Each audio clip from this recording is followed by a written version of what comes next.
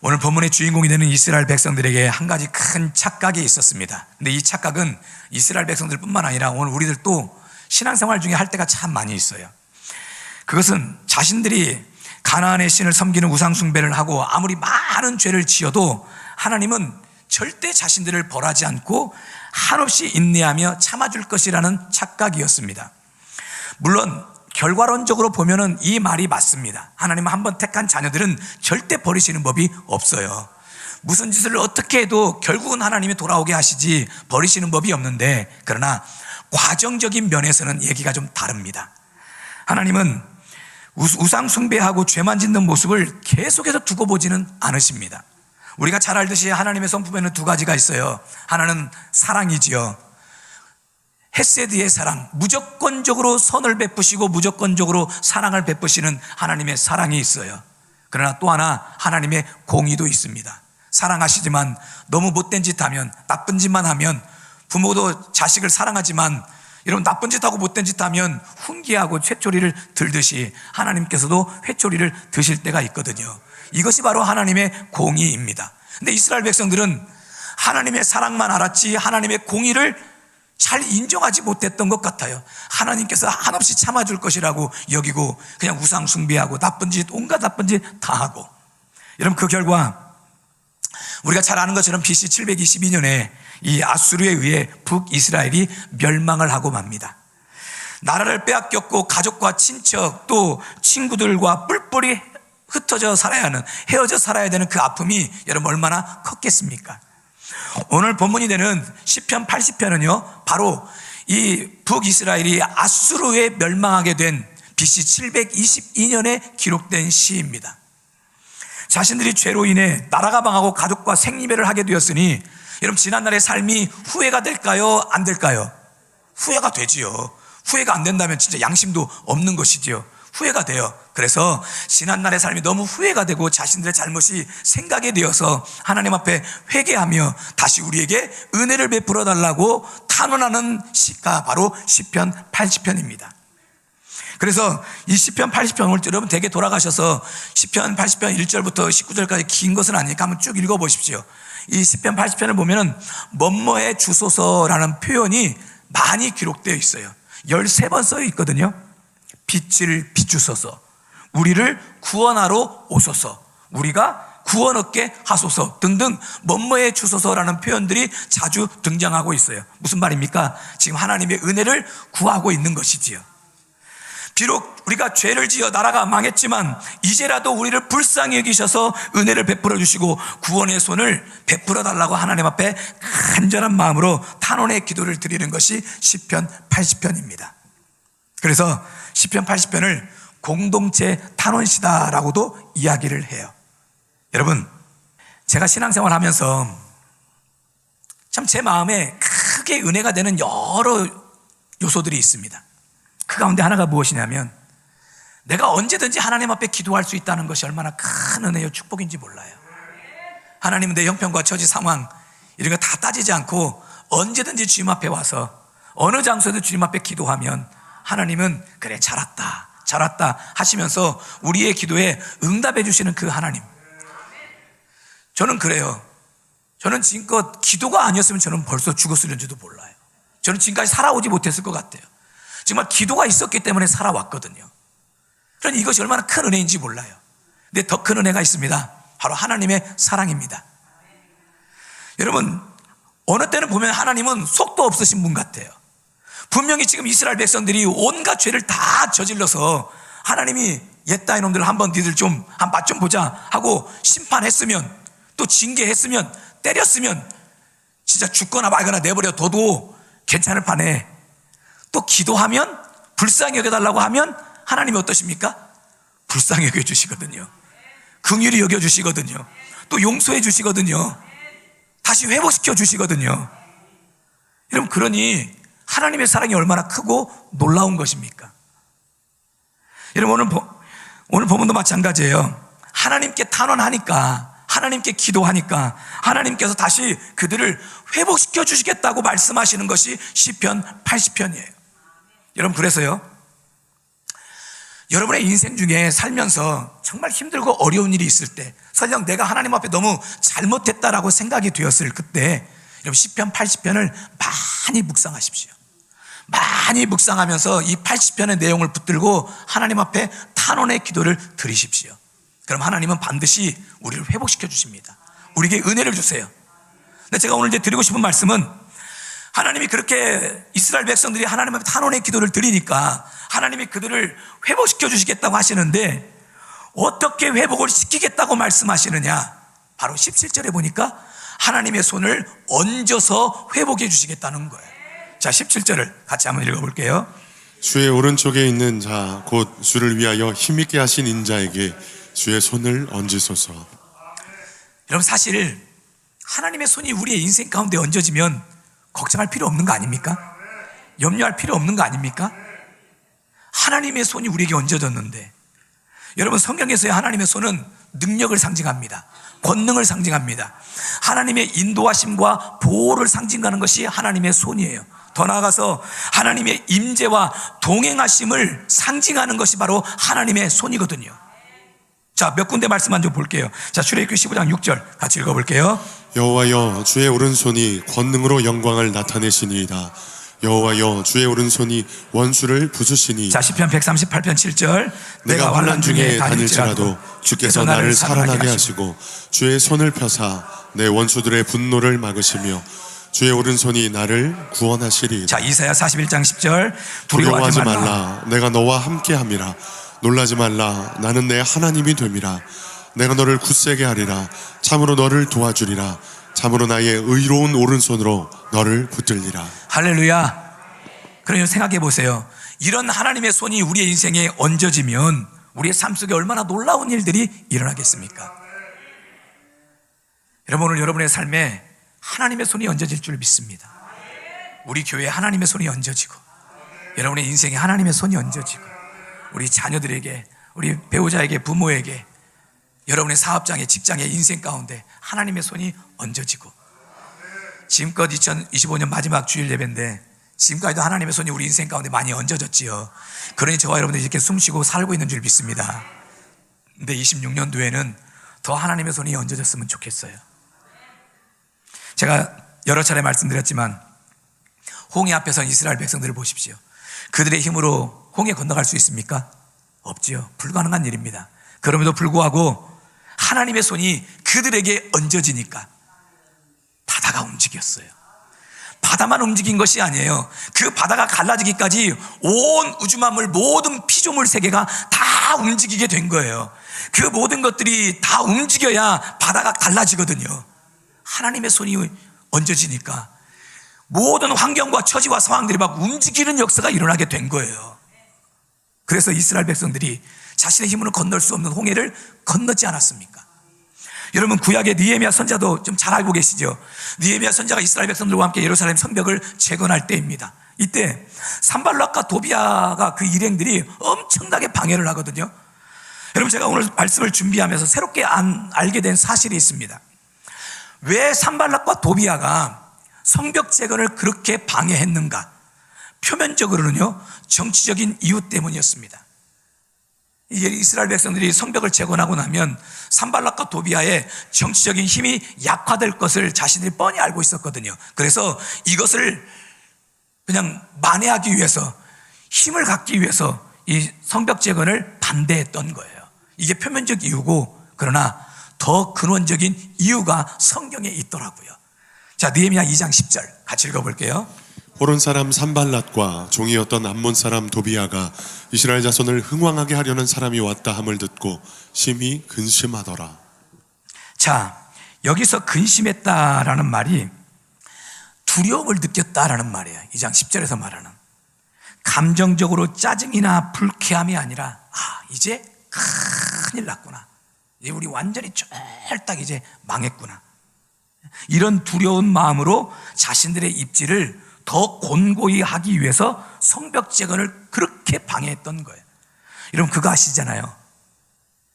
진짜 여러분, 속된 표현 써서 죄송합니다. 쫄리는 놈이 목소리가 더 크다.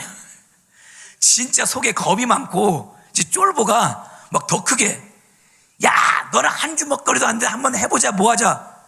진짜 내공 있는 고수는요 그렇게 말하진 않아요. 막 진짜 막 속에서 뭐 겁도 많고 막 진짜 막 다리는 막 밑에서 우두두두 떨고 있는 사람이 야 한번 해보자 한번 큰 소리 치는 것이지, 진짜 실력 있는 사람은 그렇게 하진 않거든요.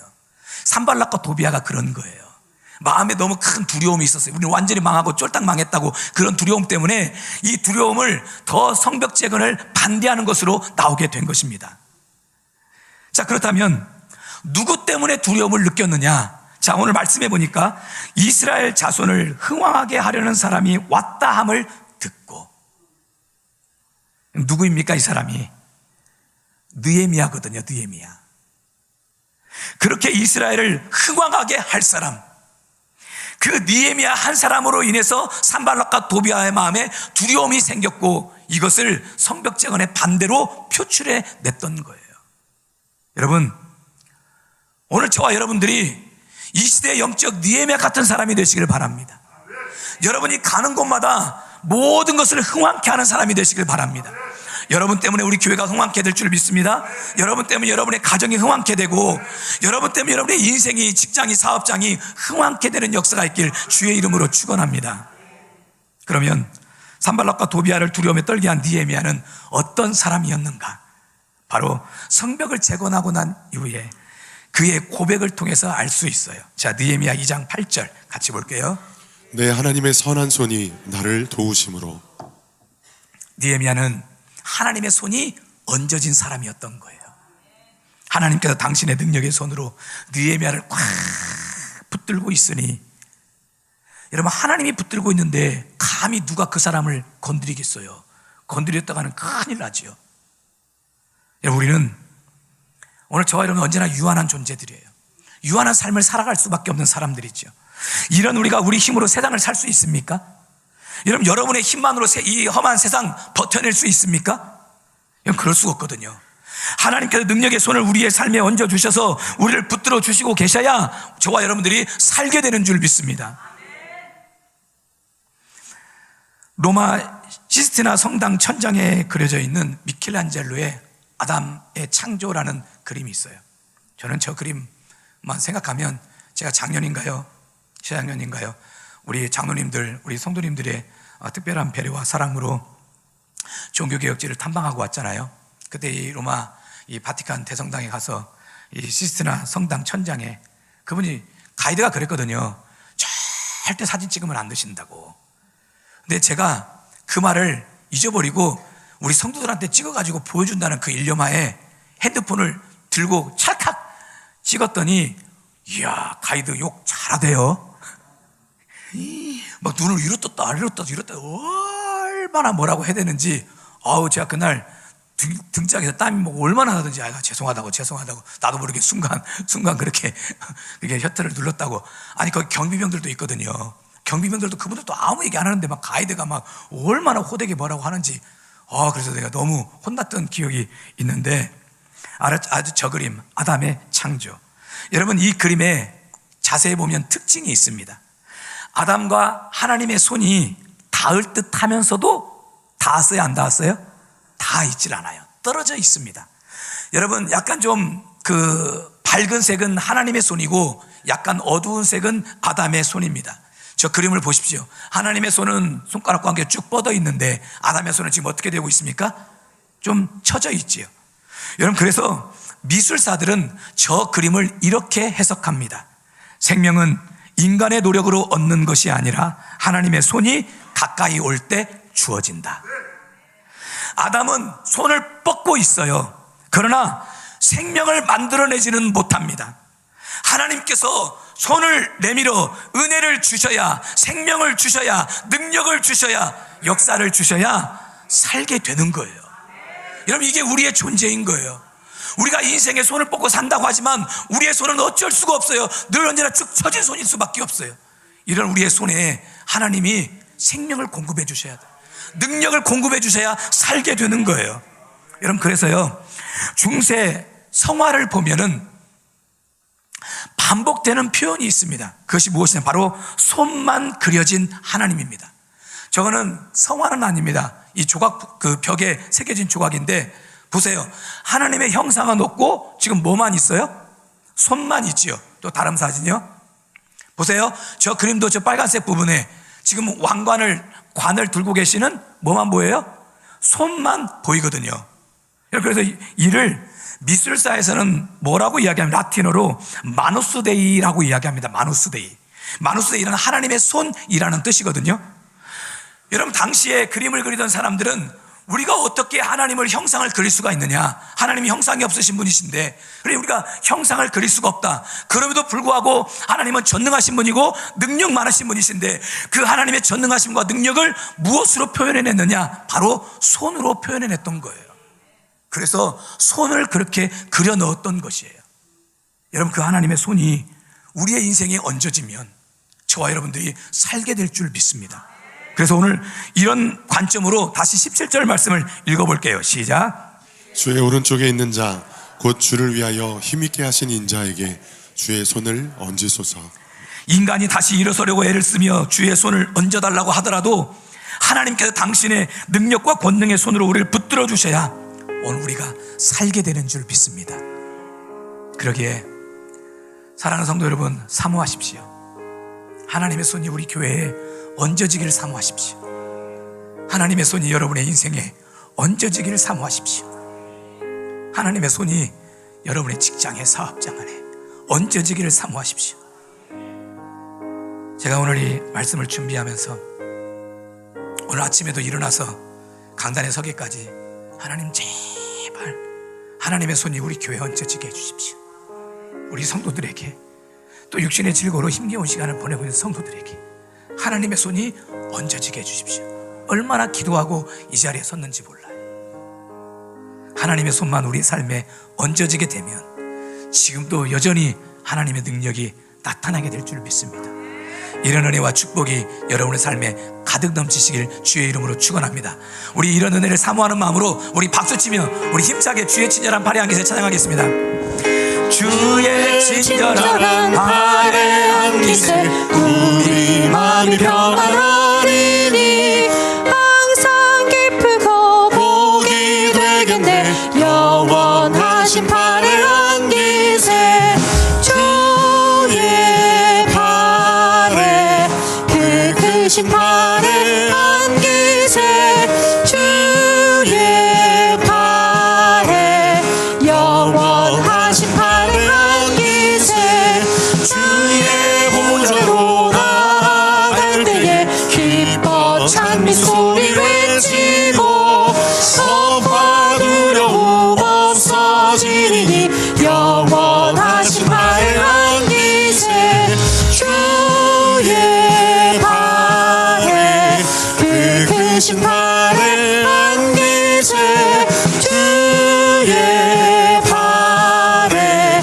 영원하신 발의 안기세 주의 발에 그 크신 발의 안기세 주의 발에 영원하신 발의 안기세. 할렐루야. 자, 그러면 하나님의 손이 우리의 인생 가운데 얹어지면 우리 삶에 어떤 역사가 있을까요? 오늘 시편 80편을 통해서 정말 수백 가지는 더 말할 수 있어요. 그러나 다 말씀드리면서 두 가지만 오늘 여러분과 함께 나누고 싶어요. 첫째, 하나님의 은혜를 경험하게 돼요. 자, 18절 말씀을 같이 한번 읽어볼게요. 그리하시면 우리가 주에게서 물러가지 아니하오리니 우리를 소생하게 하소서. 우리가 주의 이름을 부르리이다. 그리하시면 무슨 말입니까? 하나님의 손이 우리에게 얹어지게 되면 우리가 주에게서 물러가지 않는다. 그럼 여기서 물러가지 않는다라는 이 말이 변절하지 않는다, 배반하지 않는다라는 뜻입니다. 그런데 지금 이 고백은 어떤 고백이냐면 하나님, 주님의 손이 우리에게 얹어지게 되면 우리가 다시는 변절하지 않겠습니다. 배반하지 않겠습니다. 다시는 우상 숭배하지 않겠습니다. 하나님 뜻대로 살겠습니다. 죄짓지 않겠습니다. 이런 의미인 거예요. 근데 한 가지 오늘 여러분에게 여쭙고 싶은 것이, 여러분, 우리가 아무리 죄를 짓지 않고 변하지 않고 배반하지 않겠다고 결단해도 여러분 그 마음 며칠이나 가겠습니까? 오늘 이 예배를 드리고 말씀을 들으면서 그래 내가 그렇게 살아야지 결단하고 다짐하지만 모르겠습니다. 저 예배당문만 열고 나가도 또 새까맣게 잊어버릴 수도 있고 아니면 집이나 삶 현장으로 돌아가서 언제 그랬냐는 듯이 또 금방 우리의 마음이 이 모양 저 모양으로 변하고 그럴 수 있거든요. 여러분 이것이 우리의 연약함이에요. 우리 연약함. 베드로 보세요. 마태복음 26장에서 예수님께서 제자들과 최후의 만찬을 하고 난 이후에 감람산으로 올라가시면서 그렇게 말씀하셨어요. 너희가 오늘 밤 나를 부인하게 나를 버릴 것이다. 그때 베드로가 호언장담합니다. 자, 26장 33절 같이 읽어봅니다. 베드로가 대답하여 이르되 모두 주를 버릴지라도 나는 결코 버리지 않겠나이다. 결코 주님을 버리지 않겠다고 했어요. 그래서 예수님이 베드로야 너 오늘 밤 닭이 2번 울기 전에 나를 3번 모른다고 부인할 것이다. 베드로가요 35절 같이 읽어볼게요. 베드로가 이르되 내가 주와 함께 죽을지언정 주를 부인하지 않겠나이다 하고 모든 제자도 그와 같이 말하니라. 여러분 베드로의 이 고백이 지금 예수님의 기분을 좋게 하려고 하는 고백이었을까요? 지금 베드로의 이 결단과 다짐이 거짓이 있었을까요? 위선이었을까요? 속은 그렇지 않은데 겉으로 주님 비유 맞추기 위해서 그렇게 말한 것이었을까요? 저는 그렇지 않다고 봐요. 이거는 베드로의 진심이에요. 베드로의 진짜 고백이고 진짜 아주 굳건한 결단과 다짐이지요. 근데 우리 잘 아는 것처럼 이런 베드로 어떻게 됩니까? 예수님을 3번이나 모른다고 그것도 저주하며 맹세하며 부인했어요. 여러분 이런 베드로의 모습이 오늘 우리들의 모습이에요.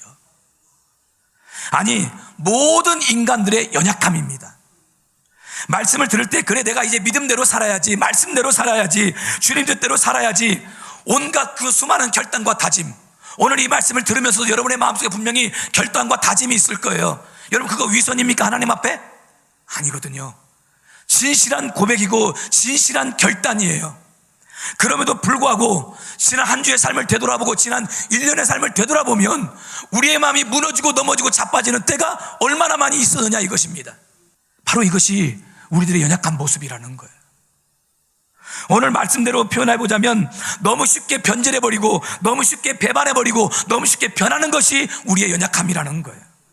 그런데 보세요. 하나님의 손이 우리에게 얹어지면 하나님의 능력이 우리에게 임하면 하나님의 권능이 우리에게 임하면 우리가 쉽게 무너지거나 넘어지거나 자빠지지 않게 된다는 겁니다. 왜 그렇습니까? 하나님께서 도와주시니까 그래요. 다시 베드로 이야기를 해볼까요? 베드로가 이제 사도행전 2장에서 성령의 충만함을 받습니다. 다른 말로 하면 성령을 통해 베드로의 인생에 하나님의 손이 얹어지게 되었어요. 그리고 사도행전 4장에 가보니까 베드로가 복음을 전하다가 이 사두개인들의 모략에 의해서 이제 붙잡혀가지고 공회에 넘겨지게 되었어요. 공회원들이 대제사장을 중심으로 한 공회원들이 베드로를 협박해요. 한 번만 더 복음 전하면 너 죽인다. 그때 베드로가 이렇게 말합니다. 자, 사도행전 4장 19절 같이 볼게요. 베드로와 요한이 대답하여 이르되 하나님 앞에서 너희의 말을 듣는 것이 하나님의 말씀을 듣는 것보다 옳은가 판단하라. 얼마나 담대한 모습입니까? 얼마나 담대한 모습이에요. 내가 설령 이 자리에서 죽는다 할지라도 나는 끝까지 하나님의 복음을 전하겠다는 거예요. 예수님이 그리스도라는 복음을 전하겠다는 것이죠. 여러분 과거의 베드로의 모습과는 완전히 180도 달라진 모습 아닙니까? 그러면 그 이유가 무엇 때문입니까? 바로 하나님께서 성령을 통해 베드로의 인생에 손을 얹어주시니까 베드로를 붙들어 주시니까 베드로에게 은혜를 주시니까 이와 같은 역사가 나타나게 된 거예요. 여러분 그래서 저는요 제가 개인적으로도 너무 좋아하고 은혜 받는 말씀이 있어요. 자, 로마서 8장 26절 같이 읽어볼게요. 이와 같이 성령도 우리의 연약함을 도우시나니 우리는 마땅히 기도할 바를 알지 못하나 오직 성령이 말할 수 없는 탄식으로 우리를 위하여 친히 간구하시는 성령께서 우리 연약함을 도와주신대요. 할렐루야. 즉 하나님의 손이 언제나 성령을 통해서 우리의 인생에 얹어지게 되는 거예요. 우리 교회 성령을 통해 주님의 손이 얹어지고 여러분의 삶에 성령을 통해 주님의 손이 얹어져요. 그렇게 얹어지면 연약한 우리들, 부족한 우리들이라도 하나님이 우리의 믿음을 지킬 수 있도록 신앙을 지킬 수 있도록 예배의 자리를 지킬 수 있도록 기도의 자리를 지킬 수 있도록 성령이 우리를 도와주시는 거예요. 오늘 우리가 예배 중에 불렀던 찬양입니다. 찬송가 406장. 모든 가사가 다 은혜가 되고 우리에게 감동이 되지만 오늘 말씀과 연관시켜보자면 3절 가사가 참 은혜가 돼요. 3절이 이렇습니다. 나의 믿음이 연약해져도 미리 예비한 힘을 주시며. 살다 보면 여러 많은 일들로 우리의 믿음이 약해질 때가 있어요. 우리의 믿음이 무너질 때가 있고 넘어질 때가 있거든요. 그런데 그렇게 연약해져도 미리 예비한 힘이 우리에게 있대요. 그러면 그 힘은 어떤 힘이냐? 다음 가사에 보니까 위태할 때도 안보하시는. 할렐루야.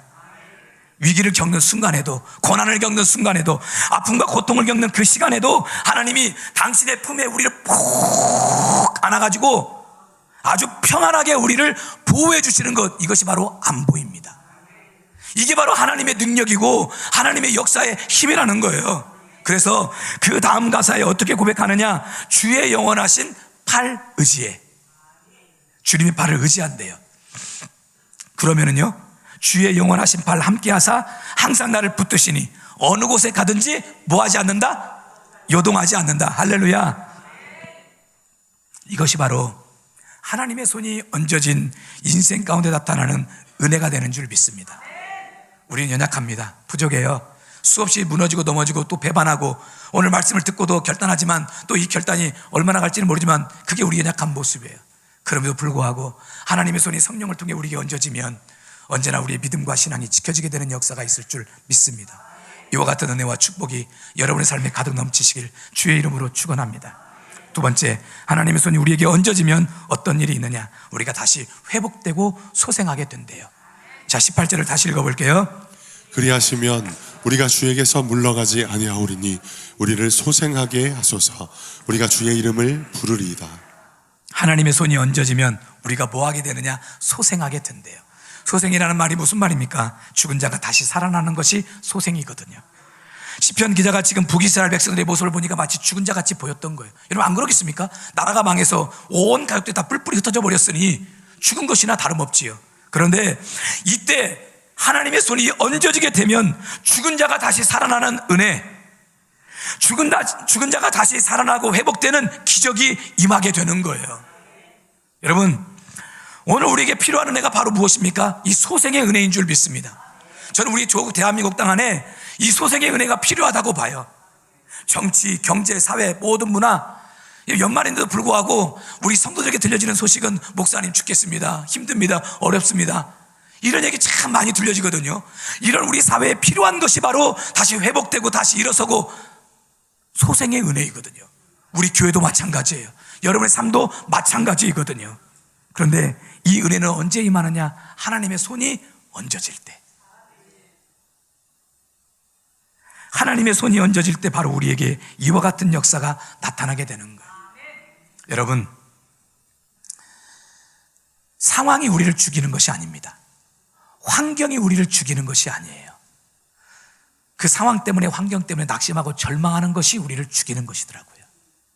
나치 수용소에서 살아남은 정신과 의사인 빅터 프랭클, 잘 알고 계실 거지요. 이 사람이 쓴 책이 죽음의 수용소에서, 아마 저 책이 워낙에 유명한 책이라 여러분 중에 보신 분들도 참 많을 겁니다. 근데 이 책에 보면은요, 아주 기이한 통계 하나를 발표한 것을 볼 수가 있어요.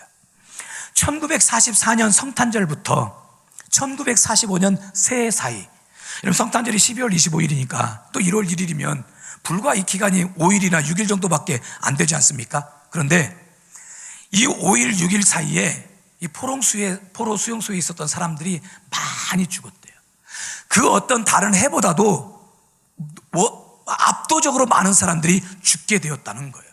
그러면 특별히 이 시기에 포로 수용소에 환경이 좋지 않았느냐, 상황이 좋지 않았느냐, 위생이 좋지 않았느냐, 아니면 밥을 안 줬느냐? 그렇지 않습니다.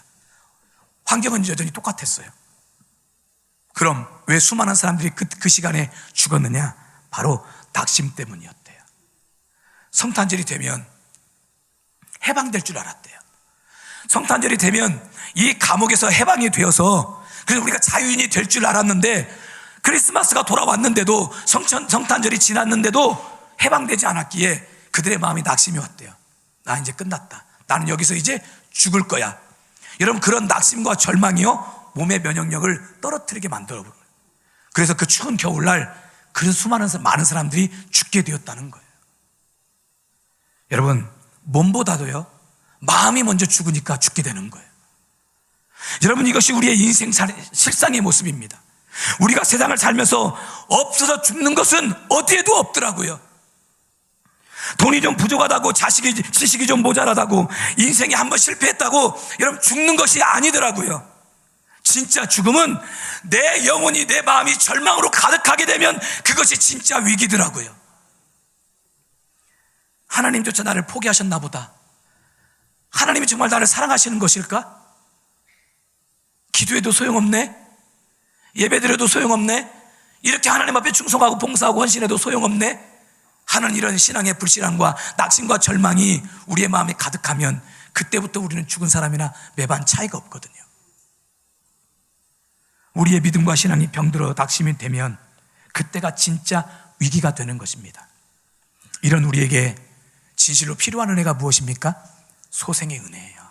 다시 살아나야 돼요. 다시 회복해야 돼요. 다시 일어서야 돼요. 다윗도 보십시오. 그의 인생에 얼마나 많은 위기가 많았습니까? 그럼에도 불구하고 하나님의 손이 다윗의 인생 가운데 얹어지니 수많은 소생의 역사가 다윗에게 있었어요. 그래서 다윗이 시편에서 이렇게 고백하잖아요. 자, 시편 23편 3절 같이 읽어봅니다.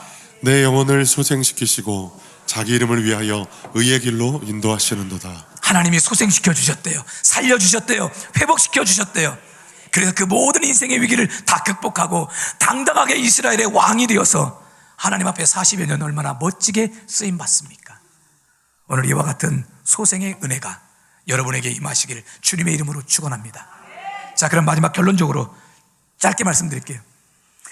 우리가 어떻게 할 때 하나님의 손이 우리의 인생 가운데 얹어지게 되느냐. 자, 18절을 다시 한번 읽어보겠습니다. 시작. 그리하시면 우리가 주에게서 물러가지 아니하오리니 우리를 소생하게 하소서. 우리가 주의 이름을 부르리이다. 우리가 누구의 이름을 불러요? 주의 이름을 부르는 거예요. 여러분, 여기서 주의 이름을 부른다 이 말이 무슨 말입니까? 주님의 이름으로 기도한다는 것이죠. 여러분, 제가 설교서두에 말씀드렸죠. 시편 80편은 공동체 탄원시라고, 온 이스라엘 백성들이 마음을 같이 하나님 앞에 기도한 시예요. 그렇게 기도했더니 하나님이 그들에게 손을 얹어서 소생시켜 주시고 다시 회복시켜 주시고 다시는 변절하지 않도록, 믿음이 변하지 않도록, 식지 않도록 지켜주신다는 거예요. 오늘 우리 삶도 마찬가지입니다. 우리가 기도를 통해 주의 이름을 부를 때 하나님의 손이 우리의 교회에 얹어지게 될 줄 믿습니다. 여러분의 가정에 하나님의 손이 얹어지게 될 줄 믿습니다. 여러분의 인생에 하나님의 손이 얹어지게 될 줄 믿습니다.